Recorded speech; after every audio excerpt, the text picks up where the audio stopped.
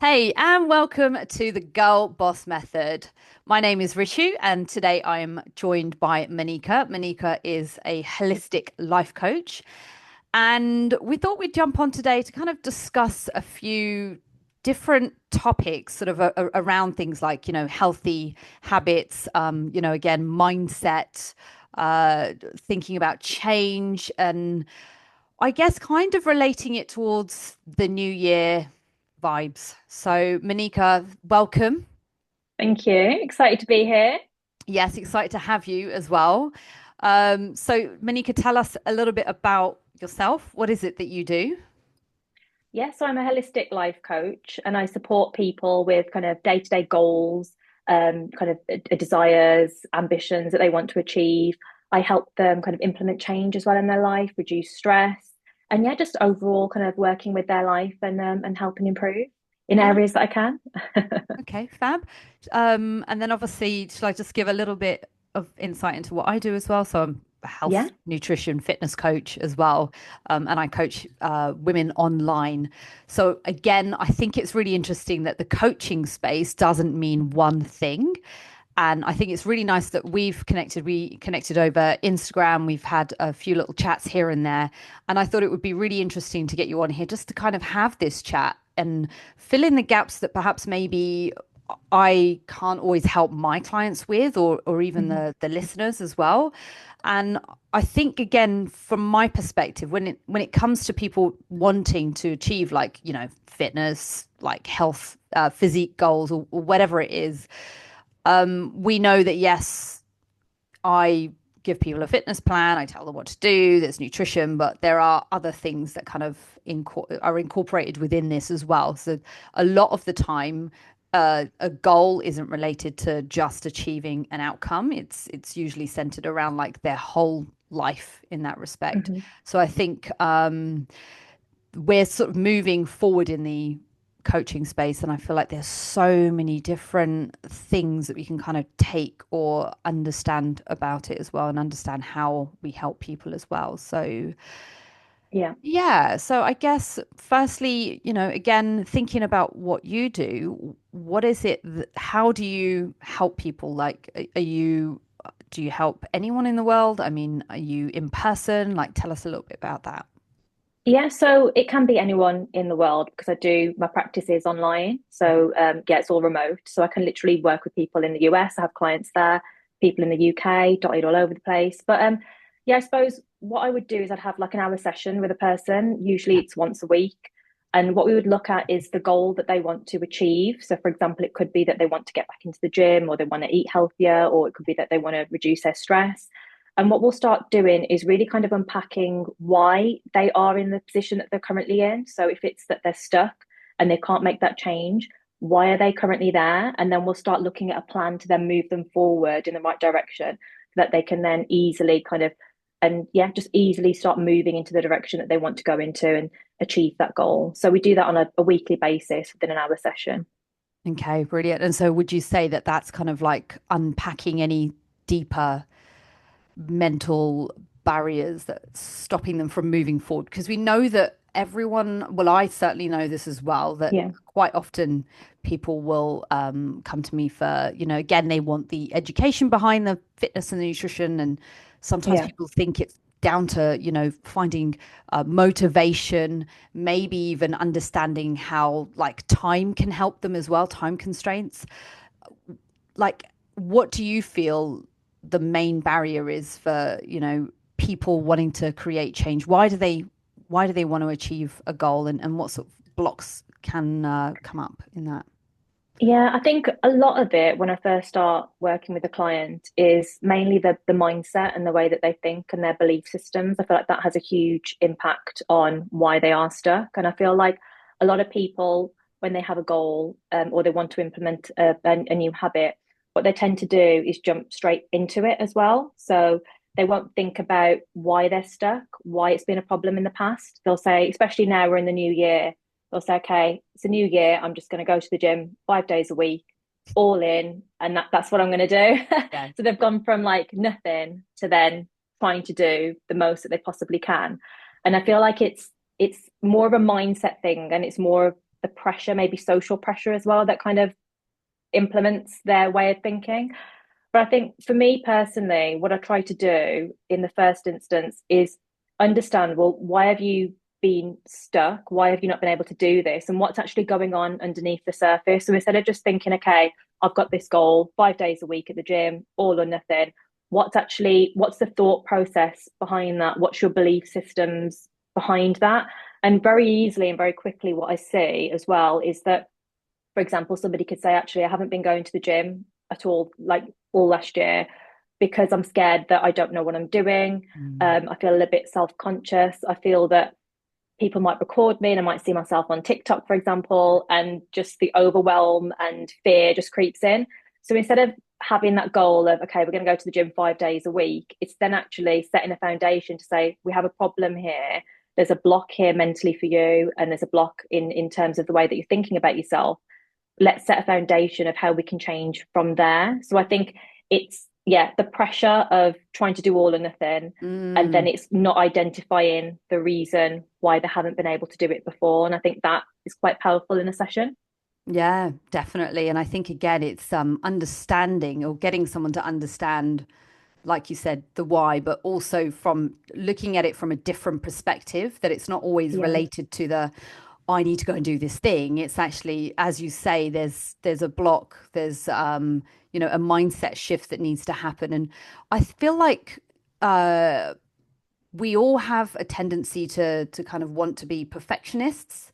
So yeah, again, if we want to do something, quite often we want it to be like perfect. Like we don't want to show up and be an amateur on something. We want to look hmm, like we know what we're doing. And again, self-doubt will come in. And I feel like more than anything, it's having those building blocks and the steps in process. Like again, for my yeah, clients, they're like, "Oh my God, I can't go to the gym." And it's like, well, that's what I find. So women will go, "I yeah, need to train from home." And it's like, oh, mm, I can only train at home. And then you go, okay, well, why do you not want to go to the gym? Oh, I don't like it. Okay, yeah, so why don't you like it? And then again, you find out actually there is a lot of it can be to do with the fact that they don't know what they're doing. They've never, yeah, they go in there and they feel like everybody's looking at them. Again, as you've said as well, that they're worried about the fear of being filmed or doing something incorrectly. And it's my job as well to actually kind of, pull them back slightly and actually say, hey, look, that might be where you feel you are right now, but let's get you working out from home and mm, slowly get you comfortable and build in, again, like you say, the foundation. If we pick exercises that are doable at home, that you feel confident will, that you feel, again, you're progressing at, then we can transfer them into a new setting, into a new space. And that's like how I've helped in terms of the yeah, like the fitness thing. But I think there is definitely this big pull of wanting to go somewhere and having it all together. Like I can't go there until I'm ready.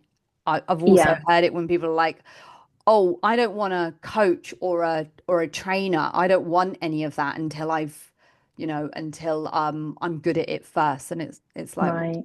you're getting someone on board to help get you good at something. Yeah, yeah, Yeah. yeah, that's it. And I like what you said about the fact that you do try and get them to then do it at home, build their confidence, and then go to the gym. Yeah. Because then I feel like it's building small, achievable steps where they're practicing and feeling comfortable and just building that habit over time as well. So if you know, then I can do it at home 3 times a week. Once you start feeling confident about it, then then you can then take that to the gym and maybe start off with your home workouts there and then slowly progress, get to know the PTs there, get to know people there, and then build that confidence to then start your PT journey and kind of building muscle or whatever that goal is. But it's nice that you've said that actually you don't force them straight into the gym. It's Yeah. just allowing them to do something that's achievable, which I think is really important. I think we overlook that as well when we're Mm. thinking about goals and habits. We go straight into the impossible straight away rather than actually what are the small things that we can do that's achievable today. Yeah, yeah, no, definitely. And again, I think a big part of that as well is realizing yourself that actually when you have that empowered mindset shift, it's come from the individual themselves. Mm, Because actually you get to a point where you go, these home workouts are actually really easy. Like mm, my 2 kilos are just not doing anything right now, or yeah, Again, people will often start off, everyone's got like small bits of kit here and there, whether we've had it left over from the days of lockdown or, you've just accumulated stuff over the years. I know I've got so much random stuff that Mm. again, it's still there. But yeah, I think again, it's that self-realization to, it will come and it will Mm. happen with time and yeah, just understanding that as you get stronger in one area, Yeah. actually changing that environment is not that much of a big deal anymore. No, Yeah. no. What about in terms of what about in terms of when somebody is, let's say, when they feel stuck or, again, it's that unmotivated feeling because I feel like motivation is a has something to answer for. Like everyone Hmm. feels like, oh my God, I'm just not motivated. And when you look at other people that do have these wonderful habits that you aspire to have, and you go, well, how have they got it all together? I'm just not motivated. Like, what Yeah. would you say is the first step that someone needs to take in terms of becoming or actually realizing that it's not all linked to motivation? Like, what is it? How does that I work? think I think it's very similar to kind of the small achievable steps. So I think motivation, obviously, it comes and goes throughout the week and throughout the year. So there's going to be times where you're extremely motivated. There'll be times where you aren't. And I think for me, what I tend to do with clients is think about, well, when you're most motivated, what do you think you could do then? So is it then going to the gym twice in the week, for example? When you're feeling not so motivated, what's that plan B? So I think in the sessions, really, what I start looking at is problem solving quite a lot.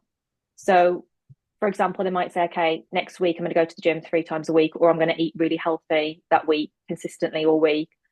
But then I'd say, okay, so if we look at your week and we break down each day of that week, what problems do you think are going to come up? And if motivation is one, or life is another, you've got children, you've got responsibilities, we can start looking at how we're going to problem solve that. So, for example, if they say, okay, I feel like towards the end of the week I get really tired with work and I have children, have all these responsibilities.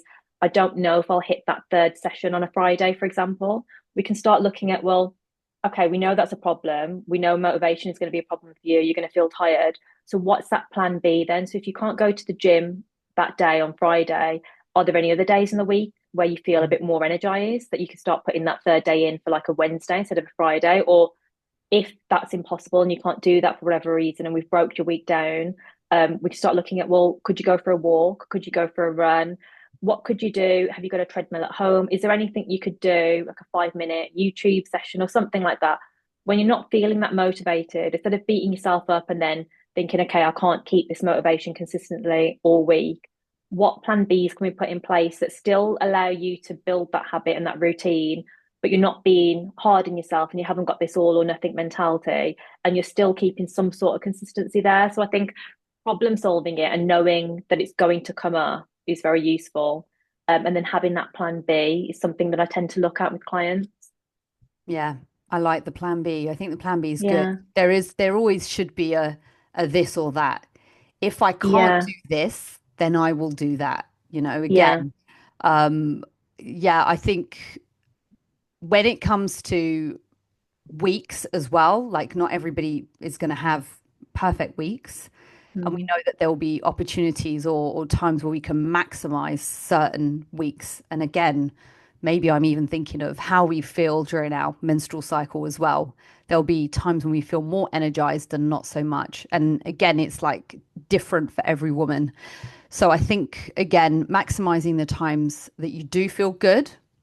And then mm-hmm, again, when you're not feeling so like motivated, and it's not, again, it's not the whole all or nothing, but it's actually finding time that, when you do feel good about yourself, well, use it as an opportunity either to kind of fit in a bit of like self-care or use it as an yeah, opportunity to kind of do something to reward yourself in a different way.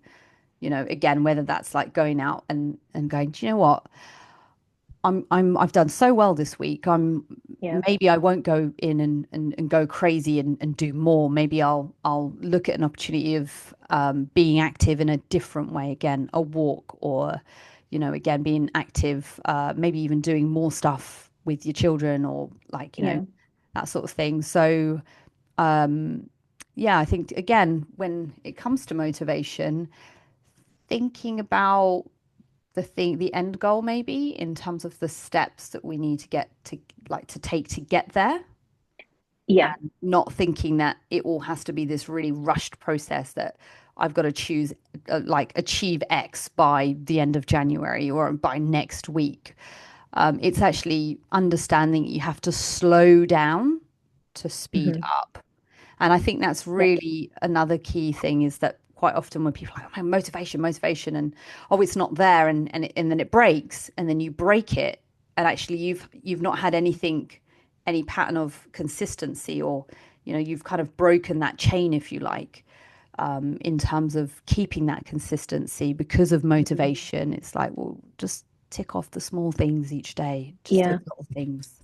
Yeah. Yeah. Yeah. One of the things I say to myself is progress, not perfection. So I'm not trying Yeah. to be perfect every day. If I can do something that's progressing a little bit towards that habit, then I'm happy that I've ticked that box and I've done something today.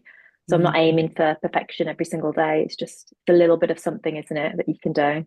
Yeah, and yeah, again, with my sort of next question for you was, again, thinking about that shift in mindset from the Mm. all or nothing to a more sort of focused on progress. Like how do you bridge that gap yourself?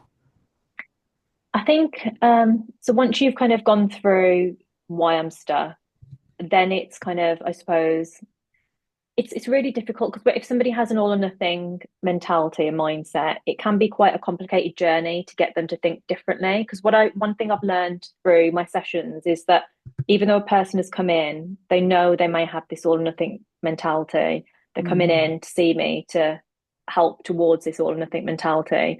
It's really interesting and it might be human nature, but we still hold on to that all or nothing mentality, even if we really want to change it.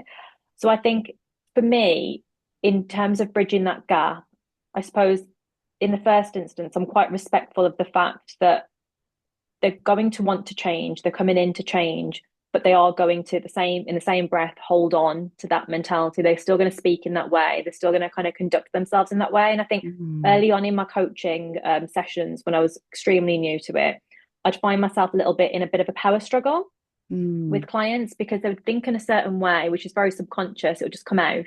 And they don't necessarily know that it's an all or nothing mentality. It's just the way that they see the world, it's their belief system. And when I've challenged it, I feel like there's a little bit of defensiveness there. And you kind of find yourself in a little bit of a power struggle with them where you're trying to challenge them, but they're holding on to it. So I think mm, it's a bit of a complicated journey where at first what I do is I respect the fact that even though they've come into the sessions to change, they are going to somewhat hold on to this belief system because it's been there for years. And I think then for me, it's subtly making small challenges in a very respectful way to get them to think about something differently and to get them to practice something differently, like the complete opposite to what they're currently doing, but doing it in such a way that it doesn't offend them, it doesn't get them to feel defensive, but it makes them realize that actually, if I'm doing something slightly different to what I have been doing, how does that feel? How does that resonate with me? What impact does that have in my week? And it's small, very consistent changes in the opposite direction. And then in the following session, we'll look at kind of like what that goal has been for the week, which is totally opposite to what they usually do, but it's very small and subtle. And I'll ask them, well, how does that feel in the body? How does that feel? What are you thinking? What was your thoughts in that week? And you'll slowly start seeing very small but very consistent changes in their behavior where they kind of naturally move from all or nothing to then starting to see that actually I made this small change this week and the world didn't fall apart. And actually I felt even better than I do when I hold on to this all or nothing mentality. But it is a bit of a journey, and it's very interesting how people, even though they're here for the help, they really hold on to that belief. And it can be a bit of a challenge to push past it at times. yeah, I think also the again realizing that again when you start working with a coach in whatever Mm, capacity that is, whether it's again these sort of one-to-one sessions that you do, or maybe even joining a program like someone might do for mine as well, that there are previous beliefs that they've had, and I think they've formed part of their personality for so long, they've been with them yeah. for life, And I think it's really hard, letting go, but also understanding that something may have taken you 30 years, a certain mindset or sort of pattern or behavior. It's taken you 30 years to develop and to become this person who you are now. You're not going to change a flick of a switch and become something else. That's not the way it works. And it's the same thing even when uh, we take it away from behaviors and we go for things like a certain way of eating as well. Mm. But belief around eating or food and nutrition, like what's good and what's bad. You've believed something for so long that now you're trying to come away from that. It's not going to happen overnight. It takes time. And I Yeah, think it's just understanding that and having patience. And that's what our jobs are effectively, is to help understand people or help people understand that word patience and slow down and pull back the reins slightly. I think yeah. there's also within the health and fitness industry as well, there's again, I'm not shooting anybody down, but I do know that there are programs out there and potentially even coaches that have created a very toxic environment for clients. So people that are Mhm. approaching a sort of health and fitness journey themselves, there's a sort of toxic approach. It's almost like you could say that it's almost like bullying Oh, okay. in some ways. That, again, making someone feel a certain way that if you don't do if they, again, it's a certain expectations, the all or nothing approach. We know Yeah. that this formula is going to equal the outcome, but at what expense does that have on that person's well-being, their mental Yeah. well-being, their lifestyle, work, everything else that builds up someone's world.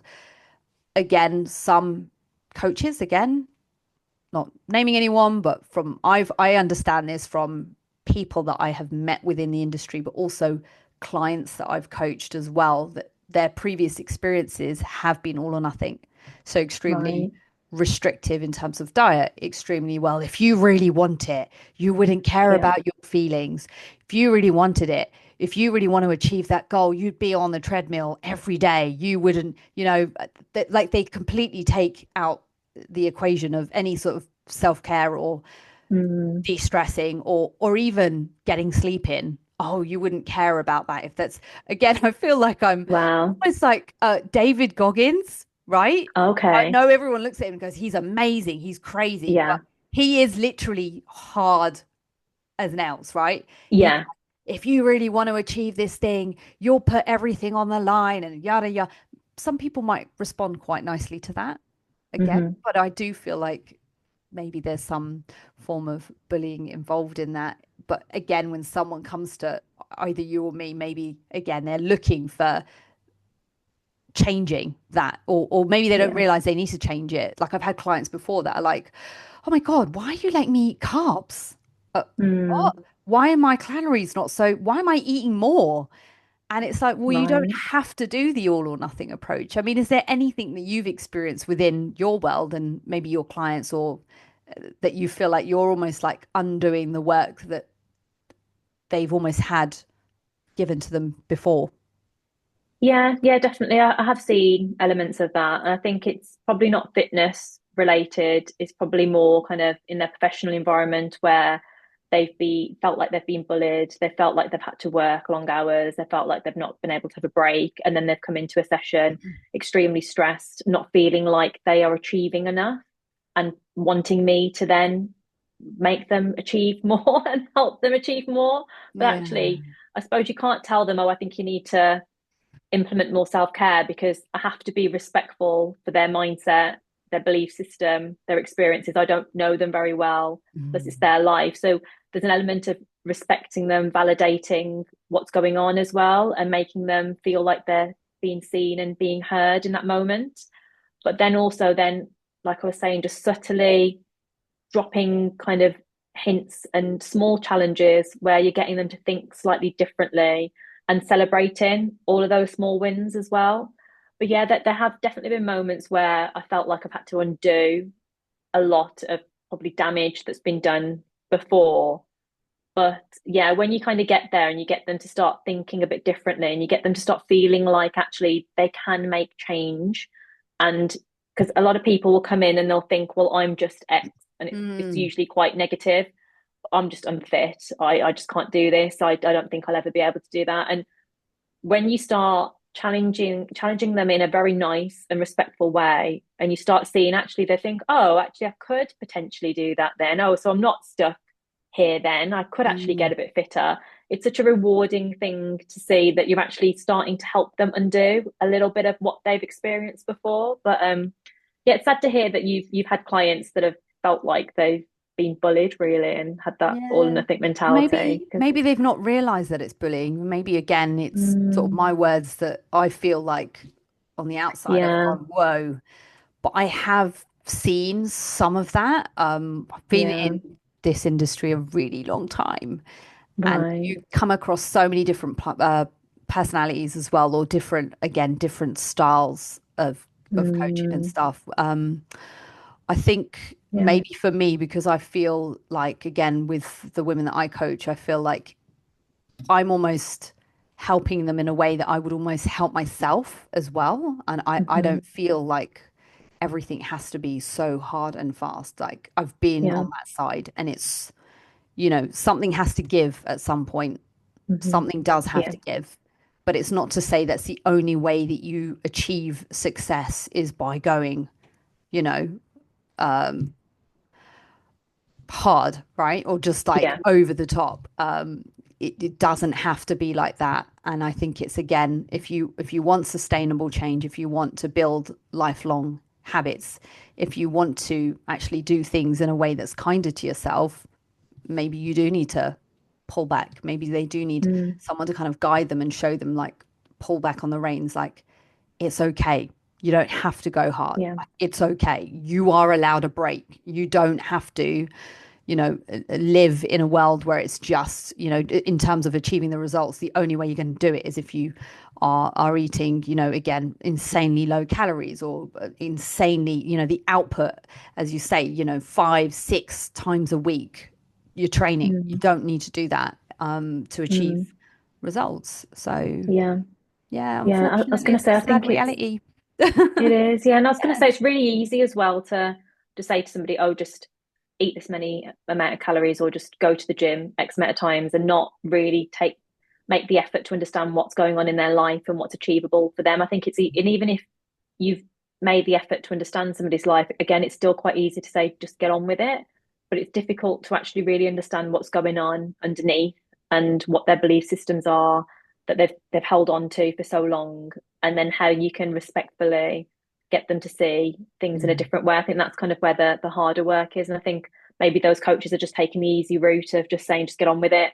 So it makes their life a lot easier as a coach, just to get everyone just to do it, and that's it, and full Yeah. stop, and not do the actual work to help people make meaningful change. Yeah, yeah, I think so. I think, again, it's how, at what expense, Mm, and gosh, I feel like I had another point just sort of sitting there as well. But yeah, again, just slowing down. It doesn't have to be hard and fast.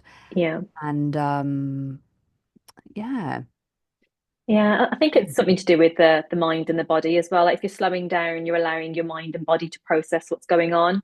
I think often when we just throw ourselves into stuff, we're not giving ourselves that time to process, understand why we haven't been able to do it before, why we want to do it. We haven't created that roadmap either. And then we just get into overwhelm, burnout, stop, keep doing that again and again, and then thinking it's just not for me.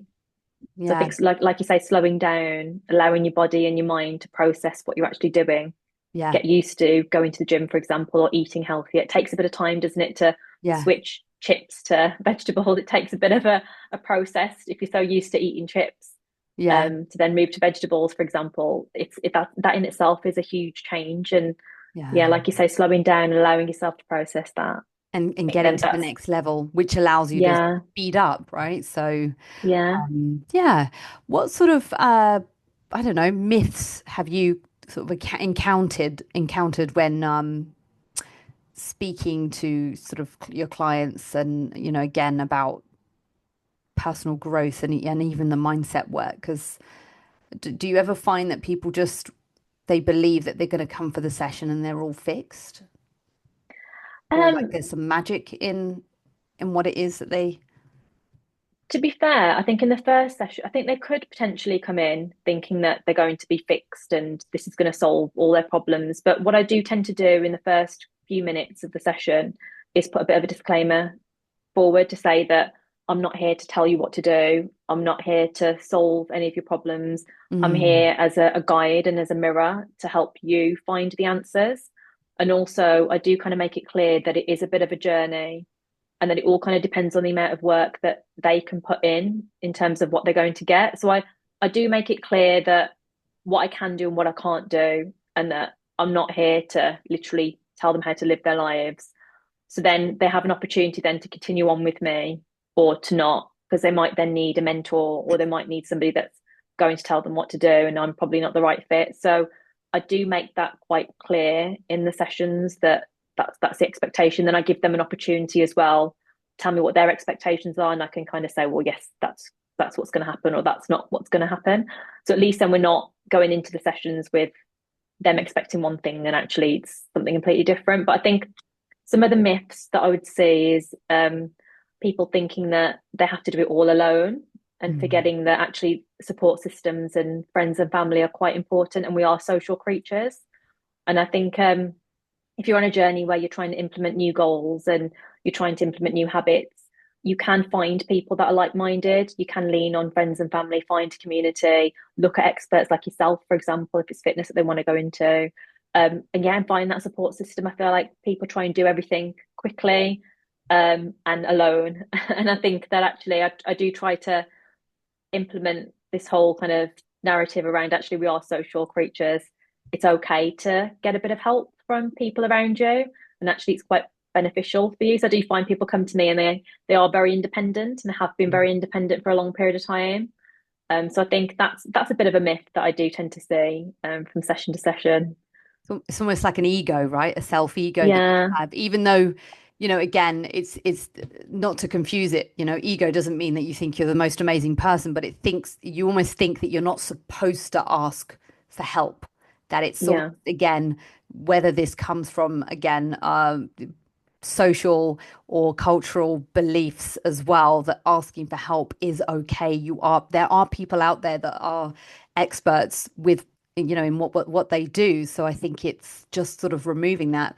But I guess when someone is taking that step forward, there is already a change within themselves to recognize that they do need the help. And even for me, when I'm sort of, vetting, if you like, ladies that come on board with me and be coached within my program as well, there is a vetting process, and it is understanding that you are ready for change. And, mm, there have been scenarios where I've actually said, you know what, maybe now isn't the right time. You mm-hmm, need to go and do some of the other work on you as a person, and kind of conquer some of that. Again, reaching out to experts as yourself, or in that field of the holistic life coaching area, because I'm not here to fix, the whole. I know that what we can do can help that, but I'm not mm-hmm, here to do that. Ideally, I coach people with their health, their fitness. Yes, we do some mindset stuff, the nutrition, loads of nutrition stuff. And again, mindset is definitely a heavy part of this as well, because you are having to change things and you have to be mm-hmm. accepting and willing to do that. But I'm not here to be someone's like mental therapist. Yeah, And yeah, just understanding where your remit lies as well. I'll always say that I'm here, I am a kind, compassionate individual, and I care, like I really mm, care. And that's why I won't do things that are harmful to someone, or like, again, at the expense of everything else that they have to do in their lives. So, I guess another question for you, really, would you say that when it comes to, and we'll relate this to women as well, but when it mm, comes to balancing their own health, again, when we're thinking about health, we're thinking about that whole holistic health of themselves, again, whether that's like mental or physical. What do you feel like one mistake that kind of crops up, or maybe a few different things that crop up when they're trying to balance themselves as well as other responsibilities. So maybe we might start thinking about the caregiving that they give other people out there in the world, or maybe even relating it to work or partners, maybe children or families or parents or friends. Like, what do you feel kind of crops up often in that? As in like their mindset or Yeah, yeah. Like, what's like one mistake that they might make when trying to balance responsibilities versus themselves? I think a mistake that people could potentially be making when they're trying to do that is maybe trying to do everything all at once and just trying to juggle various different things, like you say, responsibility at home, responsibility with themselves, kids, job, work, whatever else. And I think it's really taking that step back and reflecting on everything that you're trying to do and creating a bit of a roadmap, sorry, of where do you Mhm. want to go. So if you are a mother, you've got responsibilities of children, you have got a really stressful job, you're also trying to take care of yourself and get fitter and healthier. What does that person look like? And I think the mistake is that we're trying to do everything, that all or nothing. We're jumping into everything. We're neglecting ourselves. We're spread very thinly. But then if you look at the roadmap of who you want to become, so this is your job, you've Mhm. got children, these are your responsibilities. Where do you want to go? What does that roadmap look like? And how do we get there? So it's kind of visualizing. I do a lot of visualizing in sessions as well of what is the ideal person that you want to be. So it's creating that kind of like, yeah, that roadmap and those small steps to becoming that person. So it's not just I'm here, there, everywhere, doing everything and neglecting myself. It's actually making thoughtful steps and actions towards that end result of who you're trying to be. So if it's that successful career woman, that's a really good mother, what does that look like then? What's going to give? What are you doing in your life day to day that's actually Mhm. not towards that successful career woman that's a mother? You're probably doing other things that probably have little to no impact, that are taking up a lot of space, taking up a lot of time, stressing you out. So where can we drop some of that and where can we increase other parts of that? But it's hard to understand that unless we know where we're going. So it's similar to like Google Maps, for example. If you're planning a staycation somewhere, you're probably going to use Google Maps to get there. And you're probably going to look at the hotel that you're staying at all before you jump in your car and you get to that destination. I feel like we need to have that kind of roadmap for our own lives. So where Mhm. are we going and how are we going to get there and what can give, I suppose? Because I feel like a person that is trying to care for themselves, has children, has responsibilities, has a career, they're probably doing a lot of stuff that isn't actually beneficial, and it's just taking up a lot of time. So it's figuring out where those opportunities are. That's what I would say to it. Yeah, I think that's a really nice way to almost like, yeah, again, to sort of summarize coming back to the individual as well, and what this all means to them as well. But yeah, I've really enjoyed this chat, and I feel like if we were to kind of leave the listeners with maybe an action or a tip in terms of something that they can do today to start creating that sort of positive change, what might you leave them with? I think I'd definitely say think about one achievable thing that you can do today that will be consistent throughout the whole week. What's one thing that you can do? I think that's definitely the basis of where you can start in terms of incorporating new habits into your life and incorporating new goals. Just think about one thing. Don't think about 20 things or 30 things. Just think about one achievable thing that you can do and reward yourself as well once you've done it and build that consistency over time. Yeah, no, I love that. Thank you so much for Thank you. joining me today, Monica. This has been really lovely, a really lovely conversation. So obviously we've covered, again, things like, the mindset, the, practical habits as well, and ways of creating that meaningful change. And yeah, what's one thing that you wish people did, or kind of, yeah, what's one thing you wish people focused on for 2025?